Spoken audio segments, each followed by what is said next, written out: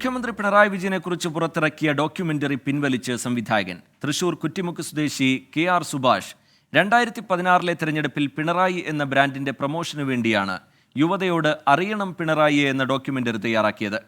Pinarayi Vijayan communist നിലപാടില്ലാത്ത വ്യക്തിയായി മാറിയ സാഹചര്യത്തിലാണ് ഡോക്യുമെന്ററി പിൻവലിച്ചതെന്നാണ് സംവിധായകന്റെ വിശദീകരണം. ഒരു കണ്ടന്റ് നിൽക്കുന്നത് ഡോക്യുമെന്ററി ഫിലിം മേക്കറെ സംബന്ധിച്ച് അതിൻ്റെ സത്യസന്ധത ബേസ് ചെയ്തിട്ടാണ്, അല്ലെങ്കിൽ ഡോക്യുമെന്ററി നിലനിൽക്കില്ല. 2016 തെരഞ്ഞെടുപ്പ് പ്രചരണാർത്ഥം കമ്മ്യൂണിസ്റ്റുകാരനായ പിണറായി വിജയനെക്കുറിച്ചായിരുന്നു തൻ്റെ ഡോക്യുമെന്ററി. എന്നാൽ കമ്മ്യൂണിസ്റ്റ് നിലപാടില്ലാത്ത വ്യക്തിയായി പിണറായി വിജയനെ കാണേണ്ടി വന്നു. അതിനാൽ ഡോക്യുമെന്ററി പിൻവലിക്കുകയാണെന്നും KR സുഭാഷ്. കമ്മ്യൂണിസ്റ്റുകാരൻ എന്നുള്ള രീതിയിൽ ഉണ്ടായിരുന്ന പിണറായിയെ കുറിച്ച് ഞാൻ ചെയ്ത ഡോക്യുമെന്ററി ഈ അടുത്ത കാലത്തായിട്ട് കൃത്യമായിട്ട് മനസ്സിലാക്കുമ്പോൾ ആ കമ്മ്യൂണിസ്റ്റ് നിലപാടുകളില്ലാത്ത ഒരു മനുഷ്യനായിട്ട് കാണേണ്ടി വന്നു.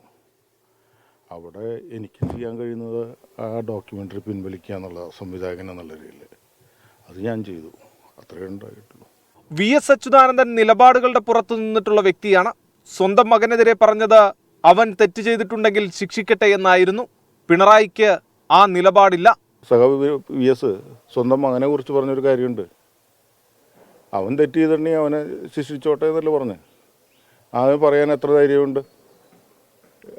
ഇദ്ദേഹം വീണ വിജയൻ്റെ പേരിലോ അല്ലെങ്കിൽ മകൻ്റെ സ്വത്തിൻ്റെ കാര്യത്തിലോ അങ്ങനെ ഒരു അന്വേഷണം നടത്തിക്കോട്ടെ എന്ന് പറയൂ.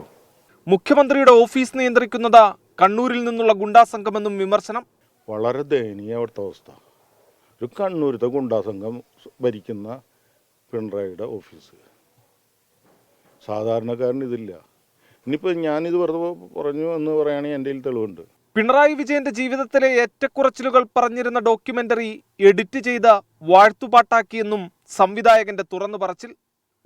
ഒറ്റയാൻ പോക്കുണ്ടല്ലോ, അതൊരു വ്യക്തിക്ക് ആവാം, പക്ഷേ ഒരു പ്രസ്ഥാനത്തെ മുഴുവനും കൊണ്ടുപോയി തൻ്റെ കുടുംബത്തെ കൊണ്ട് കെട്ടി പോകുന്ന നിലപാടുകളെയും ജീവിതത്തെയൊക്കെ മറന്നു പോകുന്ന ഒരു മനുഷ്യനെ കുറിച്ച് ചില ഓർമ്മപ്പെടുത്തലുകൾ നടത്തിയേ പറ്റൂ. ആ ഓർമ്മപ്പെടുത്തൽ തന്നെയാണ് ഇതിൽ നടത്തിയിട്ടുള്ളത്.